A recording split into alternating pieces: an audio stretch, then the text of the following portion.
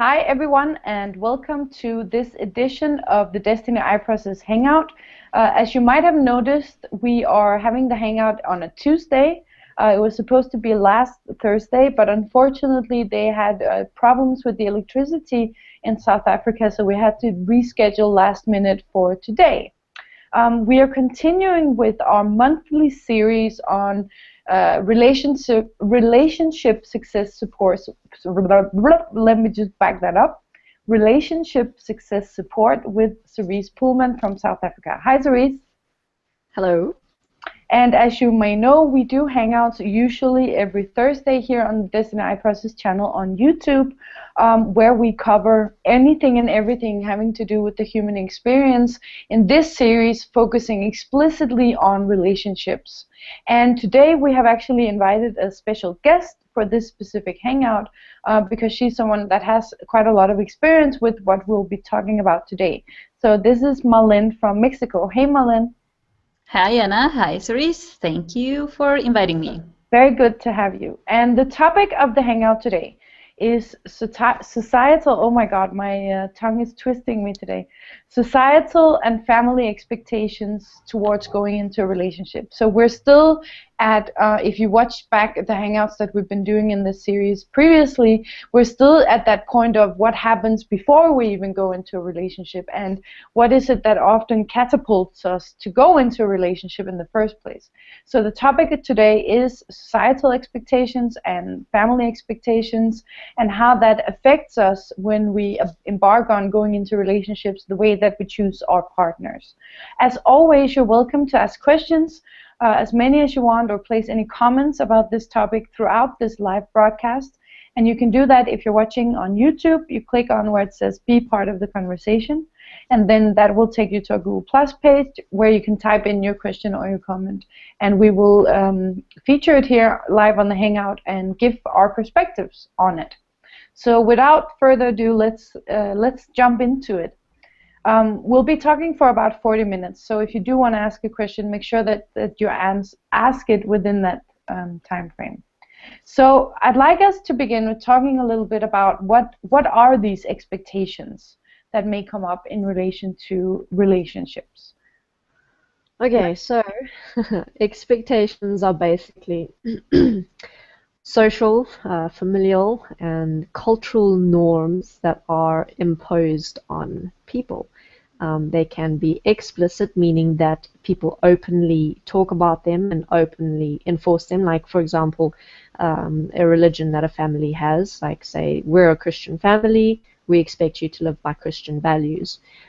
Or they can be implicit, where it's more about what you think other people are, what you think they're expecting from you.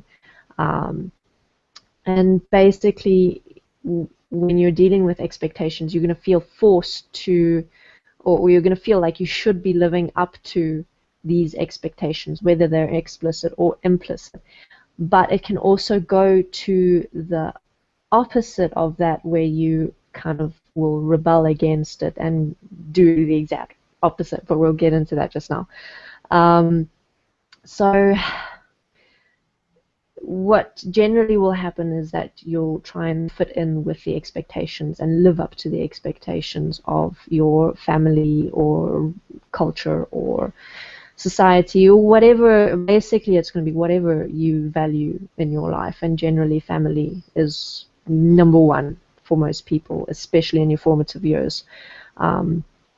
It can be extremely difficult to step out of your family norms, especially for a young child or a young person, because you're so dependent on your family. You're financially, emotionally, completely dependent on your parents or your guardians. So stepping outside of those norms can be very difficult, which is why so many people don't. So many people will choose rather to try and live up to the expectations, whether they're real or imagined, and stay in the good graces of their family.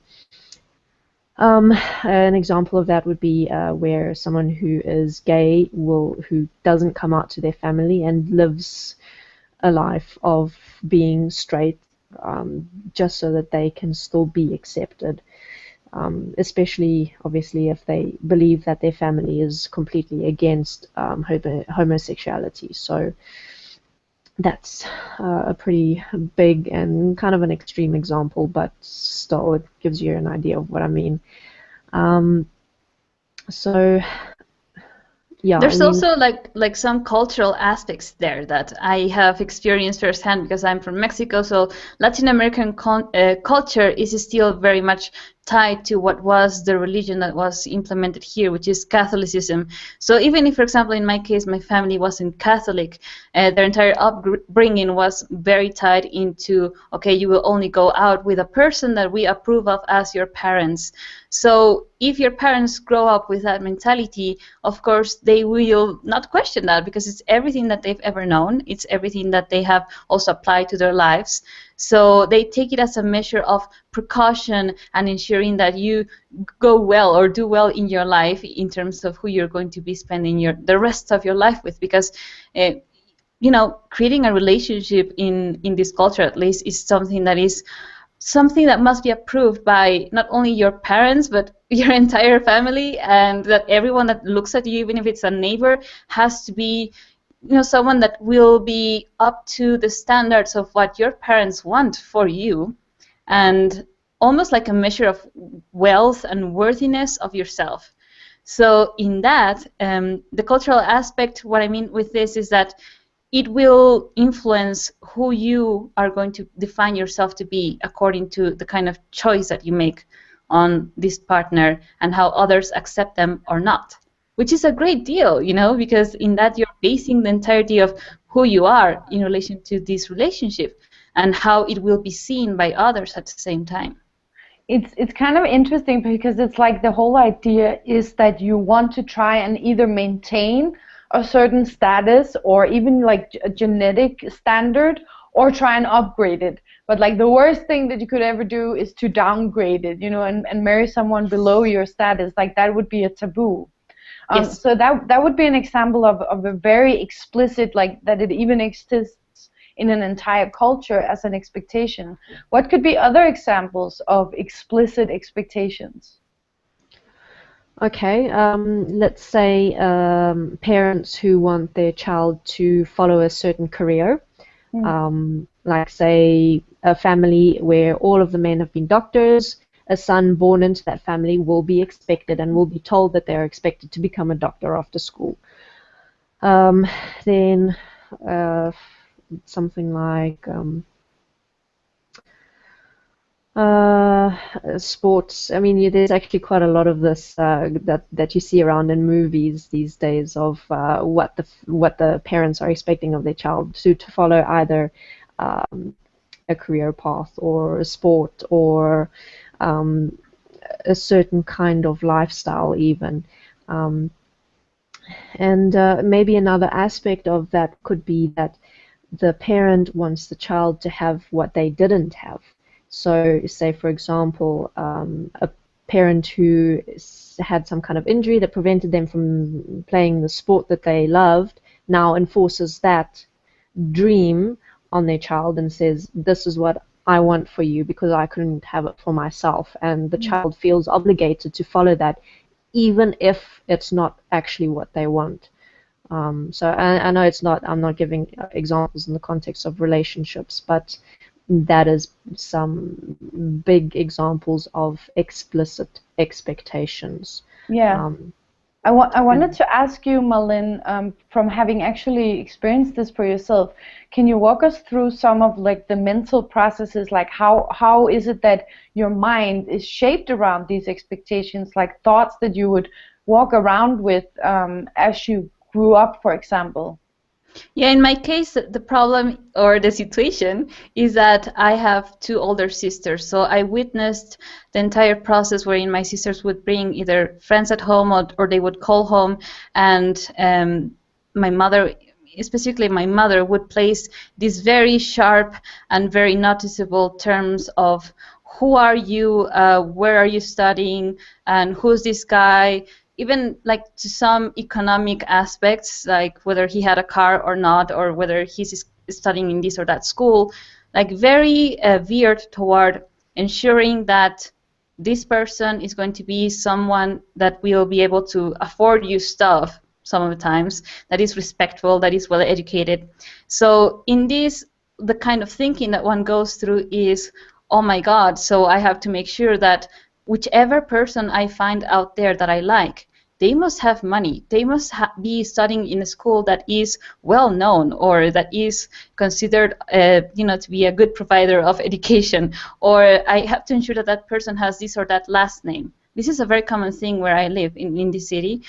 So coming from certain traditional family, for example, or I have to ensure that that person, even skin color in Mexico can still be a source of disparity, like if he or she is from a lighter skin or not, that also defines a social status, which is really ludicrous if you look at it, but that's the kind of filter that you go creating as you go out there and you get involved with people. And if you see someone that looks nice, immediately it's like, oh, maybe that person could be someone that my parents could approve of because he looks nice, he has the light skin or the blue eyes, or he looks like he has some kind of social status that is okay, he has a car, or oh, he's going to that school. So in that, look at what I'm doing. I'm not actually looking at the person, me communicating with another, really getting to know them, but just immediately saying, oh, that person my parents could approve of, or my family for that matter. Or, yes, oh, they know that other family that my parents know, so that would be a plus point. That kind of stuff. It's almost like it's your parent that's going to date them. Yes, exactly. Like you look for people that others could approve of, which is entirely missing out the point of what a relationship is, isn't it? Yeah, and so, Cerise, what can the consequences be of when you walk around like this and this become your set of mind towards relationships, the way you look at relationships? Well, like Marlene mentioned, you stop looking at the person as an individual being and you start looking at them as through a checklist, or just looking at the superficial picture of they have this and that attribute, or this and that possession, or this and that education. And it's not about finding out who they really are. It's more about just satisfying the checklist that you feel has actually been imposed on you by your particular situation, which is family, society, culture, religion, all of those points. Which means that you may then start your life with someone who you don't actually know, not really, and someone who you maybe don't even really have an interest in getting to know, because all you're interested in is those things on the checklist. And you wake up 5 years down the line and realize with someone who you have no real intimate connection with, it was all superficial, and you're kind of sitting in this relationship wondering, how did I get here? Who is but my parents are satisfied, isn't it? Yeah, I mean, well, okay, my parents are happy, but I'm not. So that's one potential outcome. I mean, it's basically, it kind of fits into this whole problem with superficialness in the world these days. The whole fairy tale life and trying to imitate what you're seeing and trying to live up to those expectations. You're not really living life. You're not really exploring yourself. You're not really exploring other people. All you're doing is trying to fit the pictures together like a puzzle and trying to get everything to fit and look nice. And it's not actually possible. Things don't go the way that they are portrayed in movies. There's no happily ever after you lose your slipper. Things need, you have to work at things. You have to develop communication. You have to develop intimacy with someone. And when your starting point is not about developing communication and intimacy, when it's about fulfilling societal or parental expectations, you're not going to develop that relationship that's going to really support you and fulfill you. Yeah, and I think it's also, or it can at least be this kind of, if you can't beat them, join them situation, where you might have tried, living your own life or the way that you see people, and then you found, you know, it was impossible, and then you then try and make the best of it, you know, and that's when we start creating these like fantasies and like tell ourselves that it's gonna be okay, and you know, that we create this like dream fantasy life based on these expectations that weren't ever even our own. And then, yeah, like you said, 5 years down the line, because it's, you know, it's still real, you're still a real human being, and you still have to live a real life with this person that you're then in many cases in a way going to be stuck with. And then what do you do? What can be very compromising is when you then, maybe you are going out with a person that is not entirely approved by your family, and the entire relationship with him or her becomes about you proving to your family that he's worthwhile or that he's worthy of being with you. And it's really, really like a source of anxiety and depression and nervousness, and completely looking forward to, how can I show them that he's become or she's become a better person, and that he's acceptable, and maybe if we do this together and my parents know that we're doing this, they'll find that he's really a supportive person for me. So the relationship becomes also like this dimension of trying to make it work for others, you know, to be seen as something supportive, instead of really focusing on even getting to know the person, in fact, instead of continually trying to make them look better. Because, oh, you want everyone else to consider that they're good enough for you. And why is it that we then try and only look at who is good for us at the eyes of others? Where does that come from? How about the opposite point of then trying to rebel against your parents' expectations? I know that that's something you have experience with, Malin. Yes. Well, as I was mentioning, when I saw or got to know the way that relationships would operate at home with my sisters, I said, there's going to be no way that I'm going to follow through this and try and make and please my parents. I'm actually going to do the exact opposite, and I will most likely fall for guys that I know that they won't approve of, but that's okay, because I don't want to fulfill the Cinderella story. I'm going to go against the grain. So in that, the entire pattern that I lived is precisely that of the rebellious, like going against everything that they would have expected of me in terms of not only relationships, but also friends. And so in that, it became me relating myself to people that would mostly be disapproved of by my community, neighborhood, society in general. And I would deliberately go out and seek, almost like in a deliberate manner, individuals that would not be the usual popular, handsome, good-looking type of person or wealthy type of person, and got myself into the opposite, which became yet another source of problems, because whenever they would find out, you know, I was in my teenage years, so it became a source of conflict. Like, you're not going to be going out with these individuals because they're not good enough for you.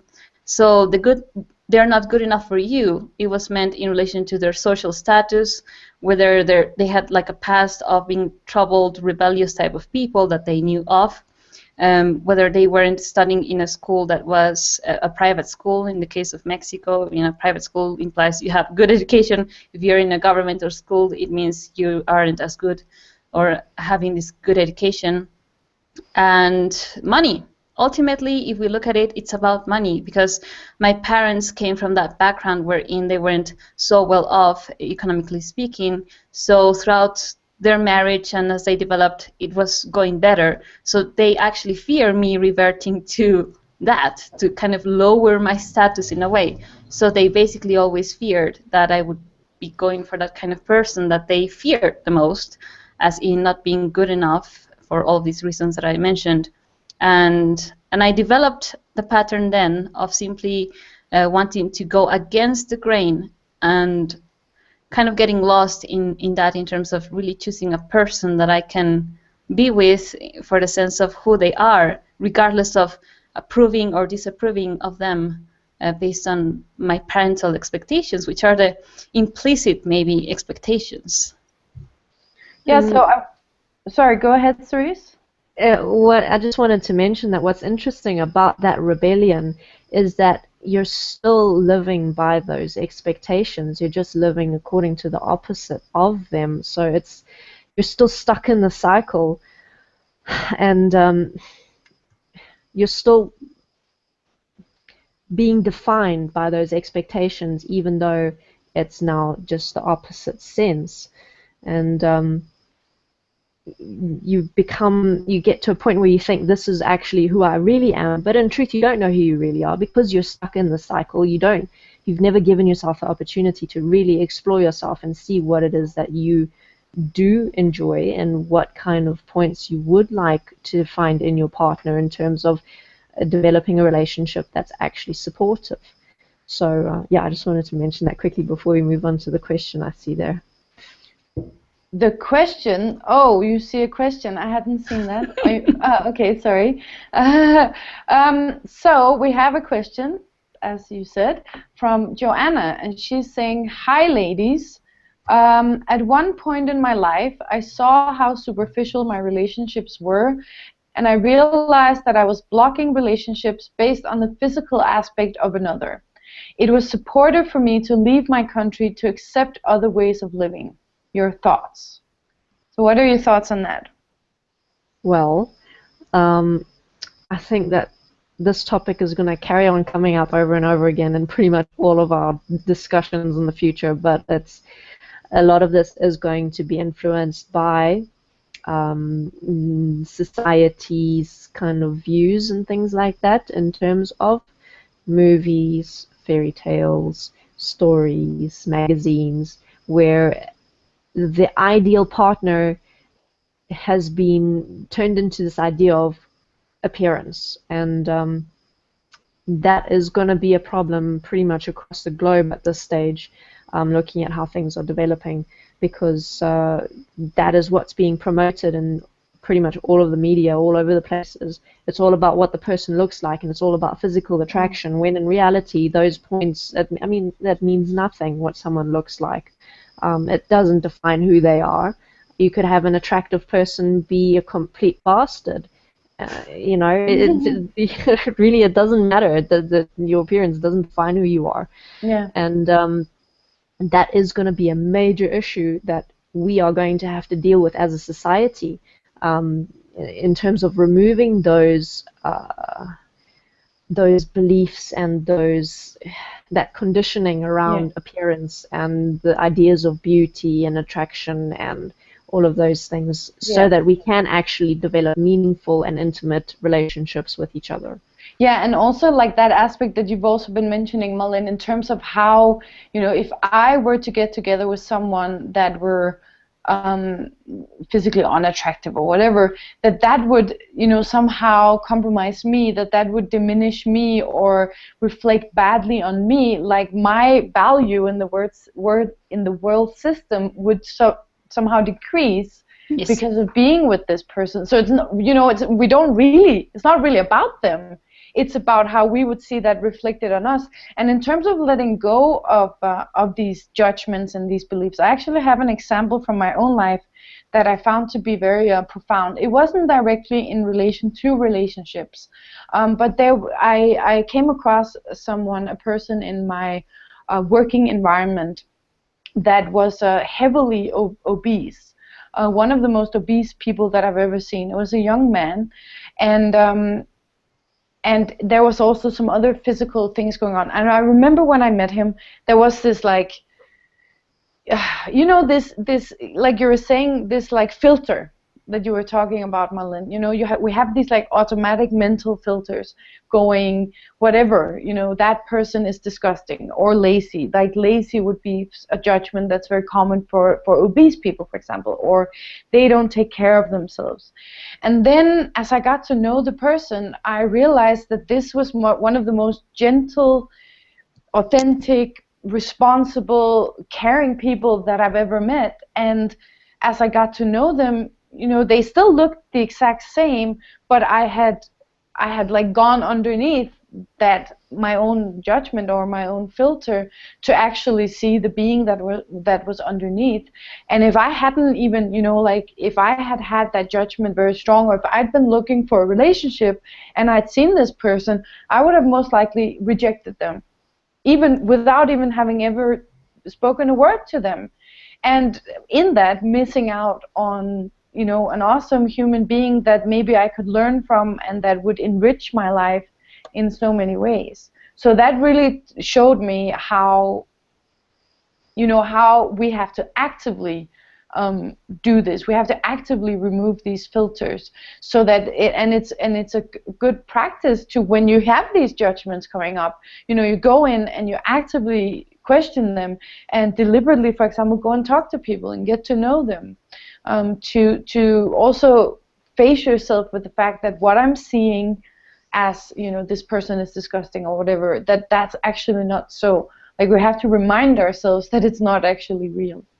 Less in perspective on this is that the people that we, or societally speaking, we tend to consider as unattractive or undesirable, unfit for a relationship, we don't place ourselves to question how are they experiencing themselves, because they know that they're being rejected, or the receptors of all of these looks from people or thoughts of people saying, oh, they won't ever get a relationship, they're not good enough, they're not beautiful.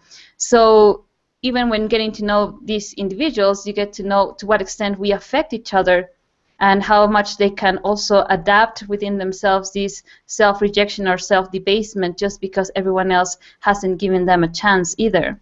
So at some point I tried to, you know, establish this kind of communication, but it becomes so much a person's self-definition, unfortunately, that it is quite a process for them to also walk out of. Yeah. So it's not only what we choose, you know, in terms of if I want to be with someone like that, but they have accepted that self-debasement and low self-esteem, or simply saying I won't ever be good for a relationship, that it's very hard for them to also step out of it. So it will take two to actually walk through that self-supportive relationship of looks don't matter, or we can get through this together if you plan on making a relationship work. Did you want to add anything to that, Cerise? The only things that at this moment I could add is not really in the relationship context, so I'm not sure I should actually go into it right now. Let's focus on the topic at hand. Okay, so let's talk a little bit more about the implicit expectations, because they're a little bit different and can also maybe affect us in a different way. So can you give some examples of what implicit expectations could be? Okay, so this essentially it's the same thing, it's just how it's perceived by you is different. So this will be the situations where you don't have a person specifically stating to you that this is what I expect from you.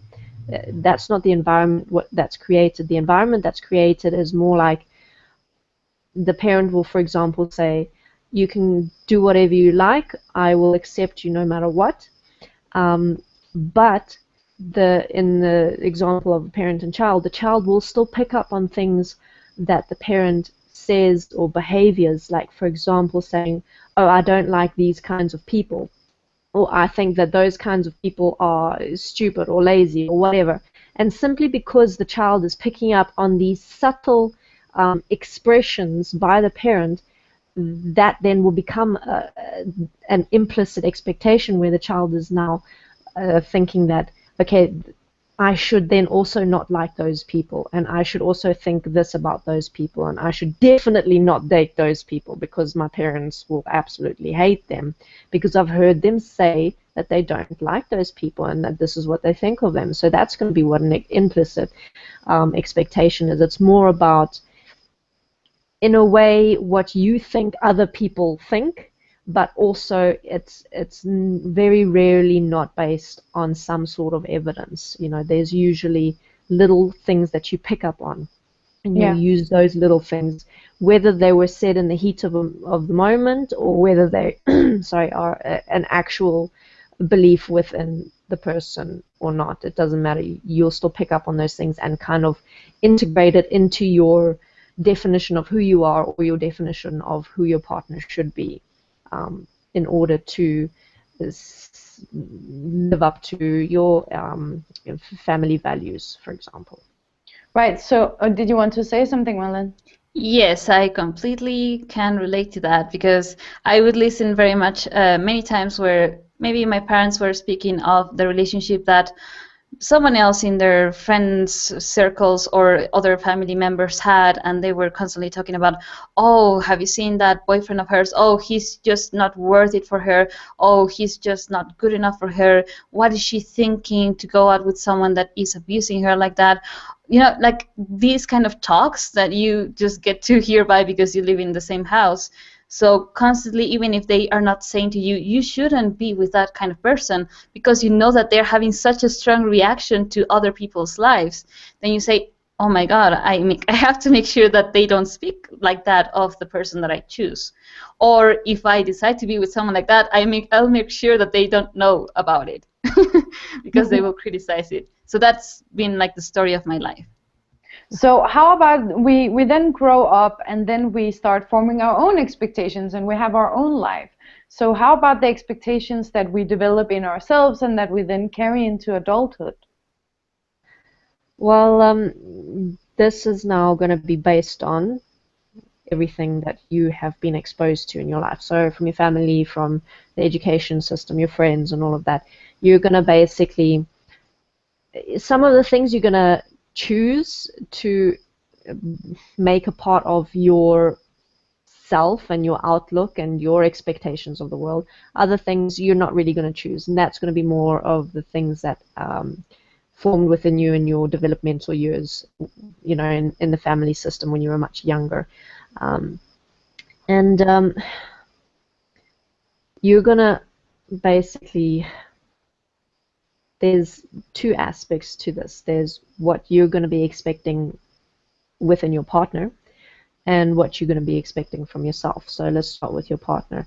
Let's say you meet someone and in all appearances they seem to be one way, and to you they are now ticking off on that checklist all the specific aspects you're looking for. What tends to happen in our human design is that we will then hold someone to those things and we will define them according to those things, so that in the future either they're living up to our expectations or they're letting us down, and we're not allowing them or ourselves to actually fully express and develop themselves. We're kind of keeping them in a box and saying, this is who you are and this is who I expect you to be. I expect you to be wealthy, good looking, funny, this, that, and that.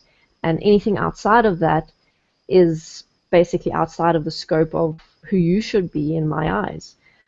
So you are essentially now, your role is swapped, and everything that we were discussing previously about, for example, parental expectations being imposed on the child, you're now subtly doing in your own life with the people in your life. And I mean, this is now, you'll see this happening in relationships where people say he or she is not who I thought he was, and things like that. And the reality is that you just never really got to know the person and never allowed them the opportunity to grow and expand and develop themselves in different aspects of their lives.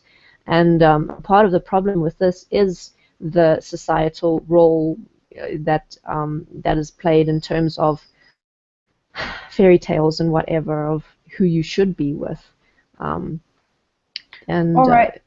So Cerise, we only have a couple of minutes left, and I would really like us to also talk about the solution aspect in terms of what can you do now with all these expectations that you have inside yourself, whether they're imposed by your parents, by culture, or by yourself. So was there anything else that you wanted to highlight in this point regarding expectations to yourself or expectations to a partner, so that we can and then move into the solution aspect? Okay, let's then just go over a very basic structure of the expectations you have for yourself. Now, this is also a very common thing in our society, where you'll have certain milestones in your life. At this age, I should be doing that. At that age, I should be doing this. At that age, I should be having children, and children should be that old by that age, and I should be retiring, or whatever. So that's going to be examples of what you're going to be expecting of yourself, and you may then actually deliberately direct your life according to these particular milestones. So you may then meet someone and you say, okay, I better be getting married soon because I'm getting close to this age, but the person you've met isn't actually ideal for you, but simply because you're approaching the milestone, you'll commit to a long-term relationship. You'll get married to this person just so that you can satisfy your own expectation of yourself of, I'm married by that age. Next step, move, buy a house. Next step, have kids. And it's not about developing yourself and developing a relationship of support anymore. It becomes about achieving certain goals no matter what the cost, whether the cost then becomes your happiness or whatever. So yeah, I think that's the basic outline there.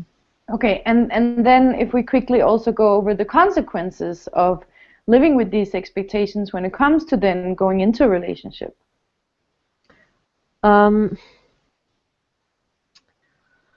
Well, like I mentioned, you're basically not going to, you're not going to be in a position to easily develop a relationship of support and intimacy. You're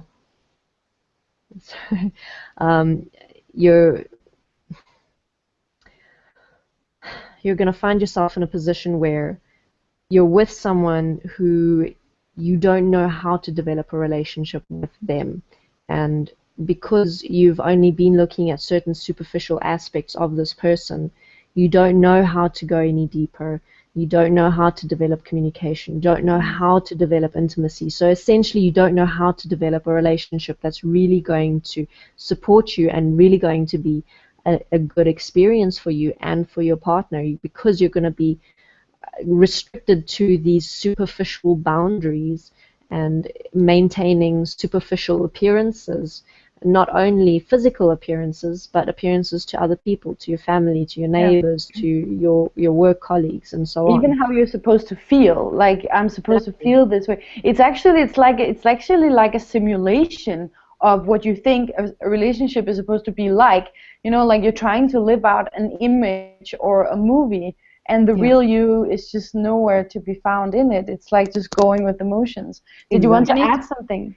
Yeah, it's also has to do with the starting point of the relationship. When Cerise was explaining this, there is a realization that you are either in a relationship to fulfill these milestones that she was speaking of, and then your marriage becomes, or a relationship becomes, just a matter of fulfilling buying the house together, splitting finances, having the children together, and growing up together, even if they haven't developed or even considered this whole thing about communication and intimacy or self-support. Yeah. I've known couples very close to me like that, and that is common because at least they're married. They're not alone any longer.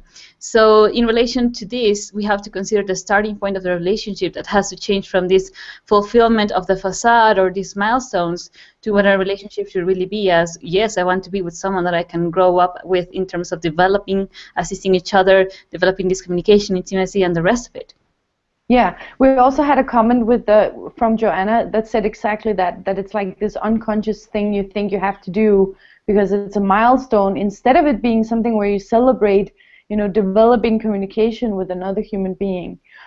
Okay, so let's move into the solutions. So what can we do, Cerise, when we find ourselves having all these expectations that are actually preventing ourselves from creating a real intimate and authentic relationship with another person? Okay, first step, and this is the most important, it is absolutely impossible to please everyone. It's not going to happen. So basically, you need to make peace with that. By pleasing one person, you're displeasing someone else. So simply just stop right there. The next step would be to investigate where your desires and where your expectations of life and so on are originating from. So why are you doing the things you're doing? Why do you believe the things you believe? For example, if you believe that you should find a partner who is a certain way, ask yourself the question and then start investigating, why do you believe these things? Do you believe it simply because that is what your parents told you over and over and over again? Or is it something that you've actually investigated for yourself in terms of, for example, I would like to be with someone who is kind and gentle, because you know that a kind and gentle person is a cool person to have in your life, versus I should be with someone wealthy because they can look after me, because my parents told me that that is what I should be finding and should be looking for because of whatever the reasons that they gave you. And like with everything, there's always going to be those desires involved, in terms of this is what I want, this is the kind of person I want, because realistically those expectations will actually become a part of who you believe you are. So you get to a point where I want to be with this kind of person, and that desire has actually come from the expectations that were made explicit to you or implicit to you from whatever period in your life. So like we've spoken about in previous Hangouts, the point of desire requires that you investigate where you are not fulfilling that point for yourself, where you believe that you are lacking that particular point. So if it's security, for example, the image of finding someone, wanting someone who's wealthy, who gives you a feeling of security, where are you then not creating that experience for yourself, that you feel like you have to go and find it somewhere out there in the world or in another person? Desires always come back to you, where you are not giving yourself a particular experience and you feel like you have to go and find it out there in the world. And in terms of expectations, it's a lot about trying to please people. Like I said right at the beginning here, is that you can't please everyone, but your desire is to please everyone. And that very often comes from, or will have an element of self-worth attached to it, where you feel like if that person loves you and accepts you, then you can love and accept yourself. So you need to create the space for yourself to be independent of what other people think or say of you, or what you perceive that they're thinking about you, and be at a point where it doesn't matter what other people think or say. This is who I am, this is what I stand by. I know that I have value simply because I am life, and all life has value, for example. And yeah, so that point of self-worth, of valuing yourself, shouldn't be dependent on what other people are thinking or saying about you, or whether you're living up to their expectations, and therefore whether they will accept you. Let's see what else. Let's go to you, Malin, and see if have you applied any of these solutions for yourself in relation to your expectations and your parents' expectations? What have you found to be supportive? What I found in the end is that even if they wouldn't approve of, and I haven't yet lived like the full solution of this yet, but ultimately I realized that if I fuck up, then it will be my responsibility. And I did go through that. I did learn the lesson, so to speak, of wanting to only go against the grain in this case, and face the music with regards to me wanting to keep the idea of who that person was into the good light, and then avoiding to see the reality of the person just because I wanted to keep these nice expectations of he or she can be good enough in this case, and just wanting to focus on what satisfies me as what I wanted the person to be, to satisfy me, and consequently maybe others in my family or my environment. And that leads to the breakup of the relationship, because you're tightening someone to what you want them to be. So it doesn't become about who you are within the relationship, but simply wanting to use others to be approved of by others. So that's the problem. And ultimately what everything boils down to is to self-responsibility. If you make the wrong decisions, you will eventually face the relationship breakup, because you were only following an idea, an illusion, a desire of who you wanted to be in a relationship, or how you wanted others to perceive in that relationship, But if there are no basic principles in that relationship, then it's destined to fail. Yeah, so that's unless you then take it upon yourself with your partner to transform that. Yes, that is also possible, but it also has to do with a particular type of person that you choose to be with, wherein Right. you can have the intention to do that, but if the other person is just not what you wanted them to be, it will be hard to change someone. You cannot change another. It can be like an agreement of sorts, and that's a whole other discussion, but it has to do with then the person that you choose to be with, and that's your responsibility at the same time. All right, so let's wrap up this hangout. Cerise, final words from you. Yeah, there's basically just one more point that I want to say in terms of the point of solutions is that you are not responsible for what other people are experiencing. So you're not responsible for your parents' disappointment or approval or whatever. Everyone is responsible for themselves. So you can't wear that weight, that you can't carry that weight on your shoulders of trying to make everyone feel good. Everyone is responsible for themselves individually, and it is, you simply cannot try and carry that around. It's impossible. It's, well, maybe not it's impossible, but it's impractical, because you're then not giving them the opportunity to work through that point themselves. Whether they're going to do it or not in this lifetime is regardless, is not part of the equation at the moment. What the reality is that you are responsible for yourself, which is why you need to investigate what you can create in your life, and you need to take the focus off of everyone else in terms of trying to live up to all these expectations and trying to make everyone happy, and bring the focus back to yourself and create the life that you would like, which will then also ripple out into not just your personal life, but you'll be able to stand as an example to society in this day and age where there are so many problems, and you can actually stand as an example of the solution. Let's let those be the last words of this hangout. Very well said, Cerise.